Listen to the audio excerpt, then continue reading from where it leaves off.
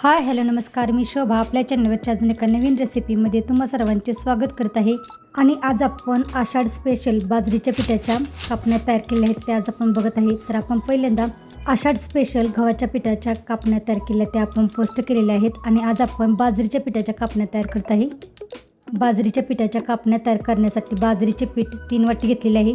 तर हे पीठ मी बाजरीची भाकरी तयार करण्यासाठी तयार केलेली, त्यामध्ये मी थोडेसे तांदूळ टाकले होते.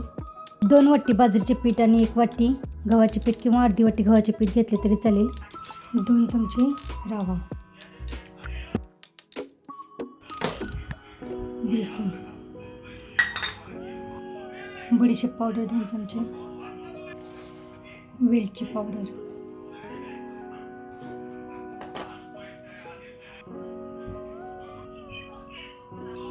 जायफळ थोडंसं,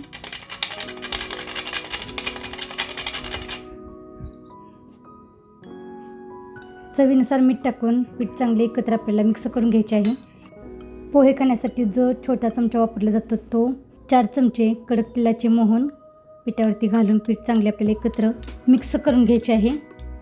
तेलाऐवजी 2-3 चमचे तूप पिठामध्ये घातले तरी चालेल. पीठ आपल्याला चांगले एकत्र मिक्स करून घ्यायचे आहे.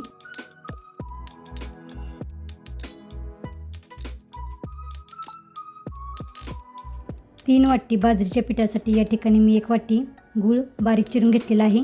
अजून जास्त गोड हवे असेल तर 1/6 वाटी गूळ घेतला तरी चालेल. 1 वाटी पाणी घेऊन गूळ आपल्याला विरघळून घ्यायचं आहे. पाण्याला एक चांगली खळखळून उकळी काढून घ्यायची आहे आणि गूळ आपल्याला विरघळून घ्यायचं आहे. गुळाचे पाणी आपल्याला थंड करून घ्यायचे आहे. तयार केलेल्या बाजरीच्या पिठामध्ये गाळून घेतलेले गुळाचे पाणी घालून पीठ आपल्याला चांगले एकत्र मिक्स करून मळून घ्यायचे आहे. तर असे थोडे थोडे पाणी घेऊन आपण पीठ आहे ते मळून घेतलेले आहे. तर यामध्ये आपण 1 वाटी गूळ आणि 1 वाटी पाणी घेतलेले, ते सर्व पाणी आपण वापरलेले आहे. जादाचे पाणी आपल्याला यामध्ये लागलेले नाही, तेवढ्या पाण्यातच आपले पीठ आहे ते मळून झालेले आहे. तयार करून घेतलेल्या गुळाच्या पाण्यामध्येच आपण पीठ मळून घेतलेले आहे. तर अशा पद्धतीने आपण बाजरीच्या पिठाच्या कापण्या तयार करण्यासाठी पीठ आहे ते मळून घेतलेले आहे. तयार केलेले पीठ आहे ते आपल्याला 10 ते 15 मिनटे मुरत ठेवण्यासाठी 10 ते 15 मिनटे झाकून ठेवायचे आहे. 10-15 मिनटानंतर आपण तयार केलेले पीठ आहे ते परत एकदा मळून त्याचे गोळे तयार करून घेत आहे. तयार केलेल्या पिठाचे एकसारखे असे 4 गोळे तयार झालेले आहेत. तर एक गोळा घेऊन आपण लाटून घेणार आहे. तर कापण्या आपल्याला जशा आवडतात तशा पातळ जाड ज्या पद्धतीने आपल्याला आवडतात त्या पद्धतीने आपण कापून घ्यायचे आहेत. बाजरीच्या पिठाचा गोळा आहे तो आपण लाटून घेत आहे आणि त्याच्यावरती अशा पद्धतीने खसखस सगळीकडे लावून परत आपण थोडेसे लाटून घेत आहे. जास्त पातळही नाही आणि जास्त जाडही नाही, अशा पद्धतीने आपण लाटून घेतलेले आहे. आणि हे बाजरीचे पीठ आहे, यामध्ये आपण गव्हाचे पीठ वापरलेले नाही, त्यामुळे त्याला कडेने चिरा आहेत त्या पडू शकतात. जर तुम्हाला यामध्ये गव्हाचे पीठ वापरायचे असेल तर तुम्ही अर्धी वाटी किंवा 1 वाटी यामध्ये गव्हाचे पीठ वापरून कापण्या आहेत त्या तयार करू शकता. नाहीतर तुम्हाला फक्त गव्हाच्या पिठाच्या कापण्या तयार करायच्या असतील तर तुम्ही गव्हाच्या पिठाच्या अशाच प्रकारे कापण्या तयार करून घेऊ शकता. कापण्या पाडून झाल्यानंतर आपल्याला गरम तेलामध्ये तळून घ्यायच्या आहेत. तर अशा पद्धतीने आपण फक्त बाजरीचे पीठ वापरून सुद्धा किंवा गव्हाचे पीठ वापरून सुद्धा किंवा दोन्ही मिक्स करून सुद्धा अशा पद्धतीने कापण्या आहेत त्या तयार करून घेऊ शकतो. गव्हाचे पीठ लावून मी बाजरीच्या पिठाचा गोळा आहे तो लाटून घेतलेला आहे आणि त्याच्या कापण्या पाडून घेत आहे.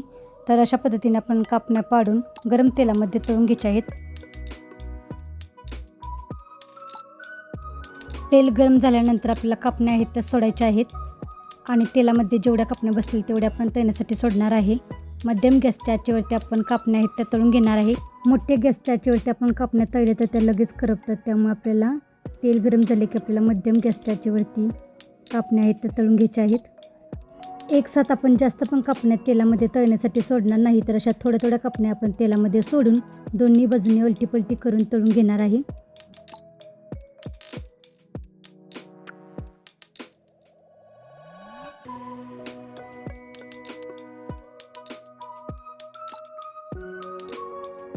कापण्या तळून झाल्यानंतर आणि असं छानसा कलर आल्यानंतर आपण कापण्या तळून झालेल्या काढून घेणार आहे. तर अशा पद्धतीने आपण सर्व कापण्या आहेत त्या तळून घेणार आहे.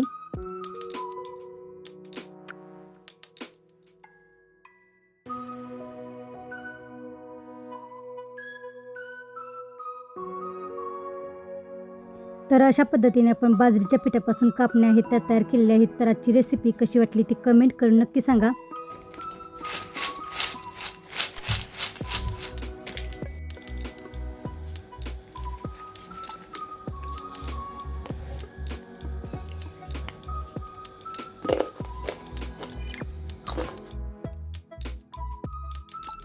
चॅनेलला अजून सबस्क्राईब केलं नसेल तर चॅनेलला सबस्क्राईब करा आणि रेसिपी कशी वाटली ती कमेंट करून नक्की सांगा. आणि वेळात वेळ काढून रेसिपी पूर्ण बघितल्याबद्दल धन्यवाद.